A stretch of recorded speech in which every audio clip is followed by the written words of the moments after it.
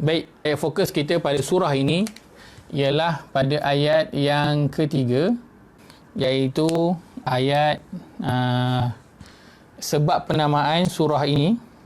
Kita lihat pada ayat yang ketiga. Kitabun fussilat ayatuhu Qur'anan Arabiyyan liqaumin ya'lamun. Baik.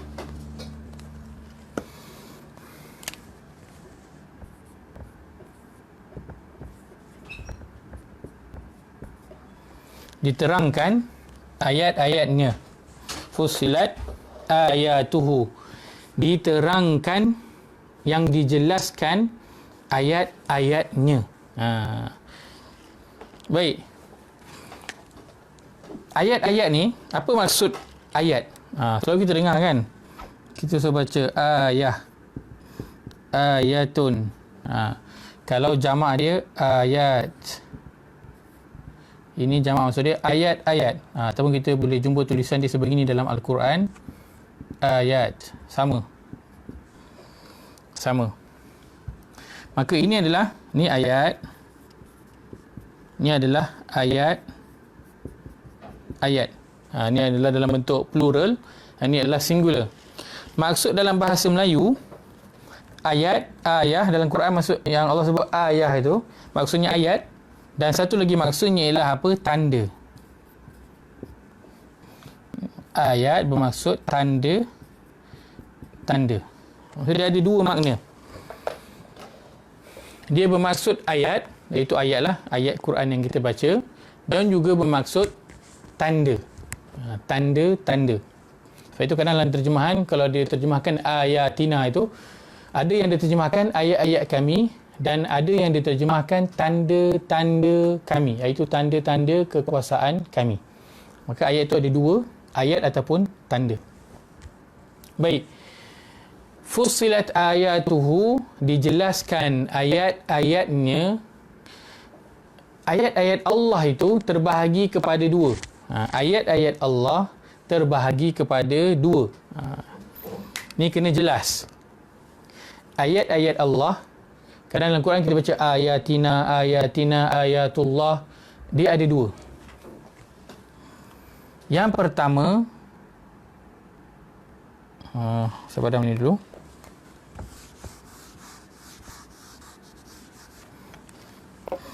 Yang jelas ayat ayah, maksud dia ayat dan juga tanda.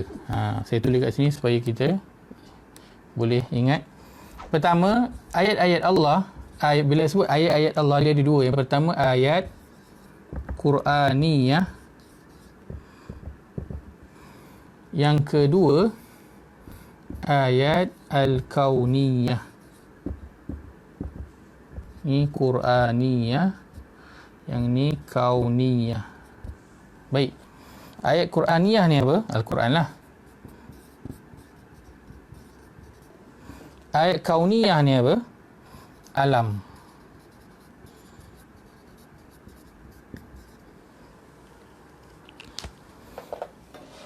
Jadi, apabila dalam Al-Quran Allah sebut ayatina, maka ada yang Allah rujuk kepada Al-Quran dan ada yang Allah rujuk kepada alam semesta ini. Baik. Maka dalam surah Fussilat ini, Allah kata dijelaskan ayat-ayatnya. Maka mari kita lihat dalam surah Fussilat ini, apakah ayat ataupun tanda-tanda yang Allah jelaskan kepada kita. Baik, kita mula dengan melihat pada firman Allah pada ayat yang ke-9. Ayat ke-9 hingga ayat 12. Allah kalau cakap, mesti dia berikan contoh. Macam tadi surah Hud, kan? Allah sebut tentang dua golongan. Dan dalam surah Hud itu, Allah cerita tentang dua golongan. Allah tak sebut dua golongan, lepas tu Allah biarkan kita agak-agak sendiri. Tak. Allah sebut dan Allah ceritakan. Allah jelaskan. Itu juga Fussilat ayat tu. Ayat-ayat yang dijelaskan. Maka Allah cerita dalam surah Fussilat ini, Allah menjelaskan ayat-ayatnya ataupun tanda-tandanya dalam surah Fussilat ini. Yang pertamanya, Allah jelaskan, Allah beritahu pada ayat yang ke-9 hingga ayat ke-12. Iaitu Allah berfirman, a'udzubillahi minasyaitonirrajim, qul a'innakum latakfuruna billadzi khalaqal arda fi yawmayn wa taj'aluna lahu andada dzalika rabbul alamin. Katakanlah, patukah kamu ingkar kepada Tuhan yang menciptakan bumi dalam 2 masa dan kamu adakan pula sekutu-sekutu baginya? Itulah Tuhan seluruh alam. Allah mulakan, Allah jelaskan bahawa Allah adalah mencipta bumi dalam masa 2 hari dan dia adalah Tuhan seluruh alam. Ayat 10, Allah jelaskan lagi ayat-ayatnya, iaitu tanda-tandanya pada alam semesta. Allah jelaskan tanda dia pada alam semesta. Allah kata apa? Ayat ke-10, dan dia ciptakan gunung ganang yang kokoh di atasnya. Dan kemudian dia berkati apa yang dia cipta itu. Dan dia tentukan makanan-makanan bagi penghuni dalam 4 masa, memadai untuk memenuhi keperluan yang mereka memerlukannya.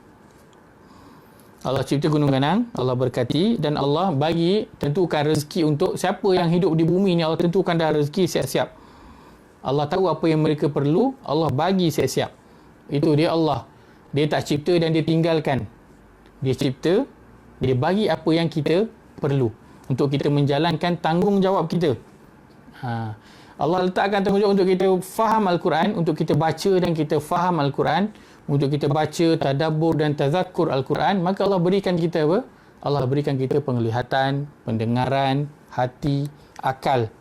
Tujuannya apa? Untuk kita menjalankan tanggungjawab kita, baca, tadabbur dan tazakkur Al-Quran. Maka begitulah Allah dicipta kita. Dia tahu kita perlu kepada rezeki. Dia tahu kita perlu kepada panca indera untuk kita mencari pendapatan. Maka Allah dah bagi siap-siap, dah tetapkan semua siap-siap dah. Kemudian pada ayat ke-12, lalu diciptakannya 7 langit dalam 2 masa. Dan pada setiap langit itu diwahyukan urusan masing-masing. Kemudian langit yang dekat dengan bumi dihiasi dengan bintang-bintang. Dan kami ciptakan itu untuk memelihara. Demikianlah ketentuan Allah yang Maha Perkasa lagi Maha Mengetahui. Maka Allah menjelaskan tentang ayat-ayatnya ataupun tanda-tanda kekuasaannya pada alam semesta yang kita dapat lihat pada ayat 9 hingga ayat 12. 9 hingga ayat 12.